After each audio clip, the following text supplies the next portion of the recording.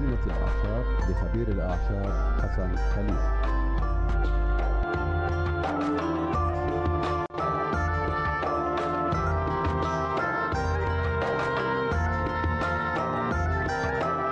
جنة الأعشاب لخبير الأعشاب حسن خليفة.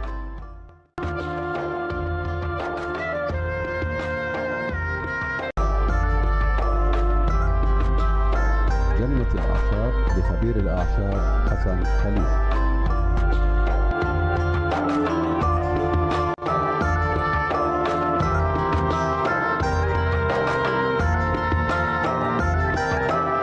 جنة الأعشاب لخبير الأعشاب حسن خليفة.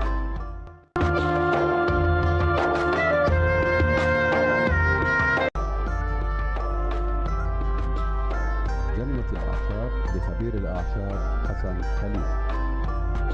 مي كلكم بتشربوا مي، قشر الليمون لا ترموه، تستفيدوا من خصائصه، والله برش مع السلطة. حتى لرائحة الفم الكريهة مضغ، حتى مطهر للفم من أي شيء كان، حتى للذة. ليش نستهين بالنعمة؟ النعمة اللي الله سبحانه وتعالى خلقها الله سبحانه وتعالى إلنا، نستفيد منها بإذن الله سبحانه وتعالى. البابونج ضروري يكون عند كل واحد فينا عشبة أمينة وعشبة مهدئة وعشبة بتقاوم الالتهابات، ومفيدة جدا للجهاز الهضمي والتنفسي والقصبات الهوائية والحلق، ومفيدة جدا للالتهابات للرجال والنساء، التهابات بشكل عام، حتى المسالك البولية. تحلى بالعسل، مغليها مرتين باليوم. مالك تعبان؟ والله مش عارف، اغلي لك يا عمري كوب بابونج. والله يا ريت. هذول اسرنا، فبالتالي نستفيد من خصائصه. البابونج شيء سبحان الله في قدره وقيمته، رخيص الثمن، موجود عند كل العطارين. من الأعشاب اللي كانوا يستفيدوا منها أجدادنا للتخلص من السعال، بيساعد على توسيع القصبات الهوائية، وبيساعدنا للتخلص من الإنفلونزا والبرد. مرتين باليوم لثلاثة باليوم هذه العشبة الأمينة. عرق السوس لكن ما بيصلح للي ضغطهم عالي، جدا مفيد للجهاز التنفسي وللرئتين، وايضا قرحة المعدة. شوفوا، ما بدي انا اكمل واضيع حلقة على فوائد عرق السوس او جذور عرق السوس المطحونة مثل البودرة مع العسل. يا سلام يا سلام يا سلام، شو بتخلصنا. هذا كورتيزون رباني طبيعي عرق السوس، لكن مشكلته انه بيرفع الضغط وبيخلي السوائل تنحبس في رجلينا. هذا قدرة الاستمرار عليه. احنا هذا مشروبنا في شهر رمضان، ولا رمضان ليش احنا بنتعب من الصبح لاخر النهار وبناكل بنفطر بنشرب عرق السوس، مش عشانه مرطب، لا والله المية بترطب وبناكل فواكه بترطب، لكن والله انه له قدر، له فوائد جدا عظيمة. عرق السوس الكورتيزون الرباني الطبيعي اللي بين ايدينا، حتى لمشاكل الجهاز التنفسي، وايضا قرحة المعدة ومشاكل المعدة. وايضا الحلو فيه بخرج البلغم، طارد للبلغم، وبرطب الجهاز التنفسي وبخفف من هيجان السعال. تهيجات الحلق والجهاز التنفسي بتخلينا نسعل، فبالتالي بنستفيد من هالخصائص العظيمة. عليكم بعصير الليمون، يحلى بالعسل، مش تعصري لي هالليمون 3/4 معالق سكر ويا الله ما اطيبه خففناه بميه، هذا مشروب بسموه ليموناضة. لا، عصير الليمون مهم ومفيد، من كوب لكوبين باليوم بيساعدنا بعون الله سبحانه وتعالى. غير انه فيه فيتامين سي بحاجته ابداننا، بالعكس هو منشط، بيقاوم الامراض والفيروسات، بقوي جهاز المناعة، بخلصنا من التخلص من الفيروسات. يا اخوان الليمون، ليمون موجود عند حسن خليفة، لا عند اللي بيبيعوا الخضرة بأشكاله بأنواعه،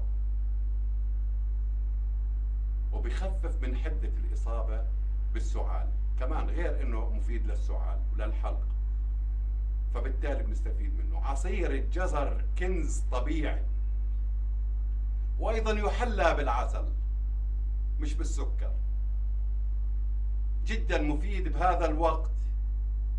جزر مظلوم قاسي، ماليش اسنان اني انا اقرش واعض، لا، روح اعمل كوكتيل، بلاش ما عندك خلاط ابرشه برش مثل ما بتبرش الخيار على هالسلطات، وابرشه برش، حطه في صحن وكله بالملعقة.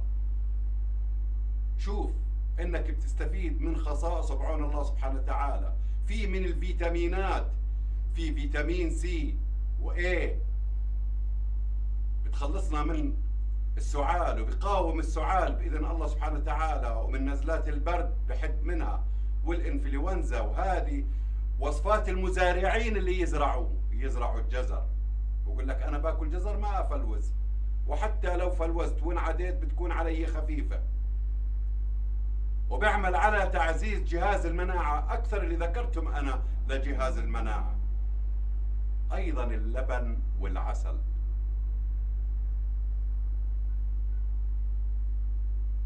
لبن وعسل. انت مريض انفلونزا، سعال، اعصابك تعبانه، مفاصلك من الانفلونزا والسعال، عضلاتك فيها وهن، فبالتالي بنستفيد من مشروب اللبن والعسل، خصائصه وفوائده جدا لابداننا. ناهيكم عن شوربه الدجاج، ناهيكم عن سلق البصل، قطع راس البصل واغليه واشرب ميته. يا سلام يا سلام، روح كل بصل وروح اتصل، كل بصل وروح انسى اللي حصل. شو اللي حصل؟ الامراض زمان كانوا يا اخوان اهل القرى بدهم يسافروا من بلد لبلد، الناس حكم كانت تحكي حكم، كانوا يقولوا قبل ما تصلها كل من بصلها عشان تقاوم العدوى والامراض وشبح العدوى وشبح الفيروسات والامراض. احنا بنعرف البصل، يا سلام على البصل، بيقاوم الانفلونزا وبحد منها وبقضي عليها وبقضي على الفيروسات، ومطهر. يا سلام، البكتيريا. والله اجدادنا كان دواهم هو البصل. ما ننسى نتغرغر بمي وملح، ارفع راسك وابصق، مش عيب، مش عيب. حتى لو بدك تكلم واحد امامك فمك نظيف، الفم نظيف، حتى البخار اللي يطلع نظيف، ما في عدوى. طهرت الفم الجهاز ابدا. مي وملح. والله لو باخذ معاي زجاجه وبحط لي فيها ملعقتين ملح وباخذها وكل شوي اتغرغر، انا مصاب. فبالتالي هذا الحفاظ، ما ننسى اهم شيء من كل اللي انا حكيته اللي هي النظافه. وانت عندك سعال وعندك انفلونزا، والله ما بقرب على ابني، والله لما اشرب كوب بالمي اني امسكه بمحرمه، مش انا امسك كاسه المي، جيبي لي كاسه مي واشرب واعطيها اياها اقول لها يلا روحي حطيها بالمجلة، حطته فوق الصحون والطبايخ ومش عارف شو، انعدت هي وعدت اختي وعدت. ما بصير. انت مفلوز يا اخوان، الفلوزه معروفه من زمان. المفلوز بالله عليك لا تبوسني، او حتى لما يقرب عليك والله يا خبير معلش انا مفلوز، سلم عليك، حتى لما يسلم انا ما بصدق هو يطلع بدي اغسل ايدي. مفلوز. وبتعرفوا الفلوزه بتعدي، ولا شو رايكم؟ ما بتعدي ولا صارت تعدي هاي الايام؟ بس ما هي الفلوزه بتعدي، ما هي الفلوزه بترميني بالارض، ما هي الفلوزه بتخلي حرارتي تطلع، بتغير صوتي، بتتعبني. يا مفاصلي مش قادر، اعملوا لي ليمون. هذا اللي شاطر فيه ليمون، انك انت مفلوز لما تفلوز تروح على بتاع الخضره تشتري ليمون. بس في كثير من الاعشاب، اوراق الزعتر واليانسون وعرق السوس. اهم شيء انه نبعد عن محيطنا يا اخوان. اقسم بالله انا ما اقبل واحد يدخل علي مفلوز، مش هذه الايام، قبل هذه الايام. مش مستعد اطلع عليكم هلا انا اسعل وانا كلياتنا بنفلوز، لكن مناعتنا هي اللي بتقاوم العدوى. في ناس كثيرين بنصابوا، يعني انا بفلوز واولادي موجودين ولا واحد بحس فيهم، لانه مثلا اكلهم صحيح وشرابهم صحيح، بيشربوا عصائر، ما بيشتروا لي بيتزا وهمبرجر وشبس وشوكولاته ومش عارف شو عبالي معدته بطل ياكل طبيخ. صحيح؟ الغرغره إلها دور اذا، وتنظيف الايدين. بخار الماء اللي ما عنده بابونج نتبخر بالماء، نرطب الانف الفم، مش خطأ، انت مريض ومرمي. هذول النصائح نستفيد منهم. تناول السوائل، كثرة التناول السوائل. عندنا التهاب ضرسين من الثوم، نبرشهم على علبة لبن، نخلطهم بالملعقة مع الخبزة، إذا بدك إياهم بدون خبزة ما في مشكلة، والله لو مع السلطة، لو مع برش جزر. فبالتالي مع الليمون وجبة حمتنا من الالتهاب، الانفلونزا، من السعال، امور طبيعيه من بيتنا. نكثر تناول السوائل، اهم شيء. مش تروح لي على السوائل اللي معروضه بالثلاجه بالسوبر ماركت مش عارفين مين عملها وتقول لا هاي النوعيه اصليه وطيبه. والله ما احنا عارفين شيء الفواكه اللي بحطوا لنا اياها. خلونا نعمل الفواكه بالبيت. والله لو بشرب عصير طماطم بندوره وبرش عليها شويه ملح، والله ولا اطيب منها. والله انك بتخليك انك تقوم من فراشك وما شاء الله عليك طاقه. فوائد الطماطم فوائد جدا عظيمه. نغسل بالخل قبل ما نستخدم اي فواكه او اي خضروات، فبالتالي احنا بنتخلص من الكثير، او بنساهم بالتخلص من حده السعال، حده الانفلونزا، حده العدوى يا اخوان. فبالتالي بنستفيد بعون الله سبحانه وتعالى. نرطب الجهاز التنفسي والحلق، فبالتالي بنستفيد. عليكم بالبابونج، عليكم باليانسون، عليكم بالليمون، عليكم بالجزر، عليكم بالبصل، عليكم بالثوم، عليكم بالسماك مع اللبن. ملعقة من السماك صغيرة. السماك له فوائد، وأنا ذكرت قبل أيام أو 10-15 يوم حلقة عن فوائد السماك، الفوائد العظيمة.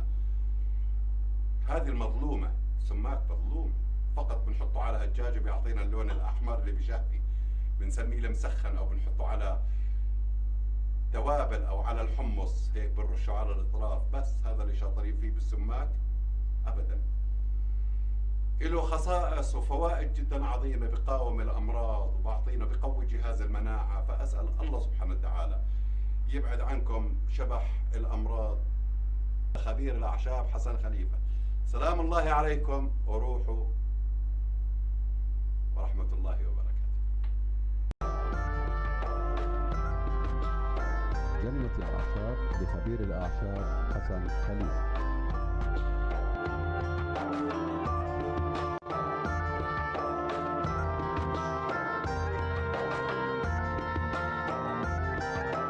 جنة الأعشاب لخبير الأعشاب حسن خليفة.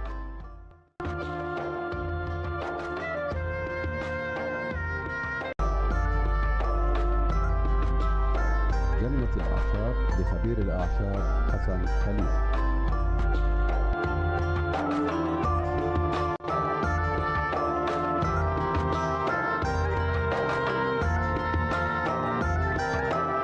جنة الأعشاب لخبير الأعشاب حسن خليفة.